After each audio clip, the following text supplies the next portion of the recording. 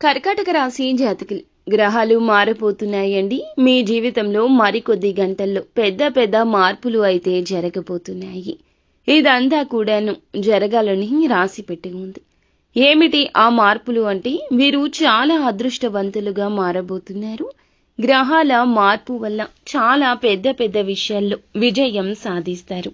అనుకున్న పనులన్నీ సాధిస్తారు. కుటుంబంలో గౌరవం మర్యాద దక్కుతుంది. కోల్పోతున్న అవకాశం తిరిగి చేతికొస్తుంది. రాదు అనుకున్న ధనం తిరిగి చేతికొస్తుంది. వ్యాపారంలో విపరీత లాభం గణించబోతున్నారు. కొత్త కొత్త పెట్టుబడులు పెట్టే అవకాశం కనిపిస్తుంది. మీ యొక్క రిస్క్ కూడా మీకు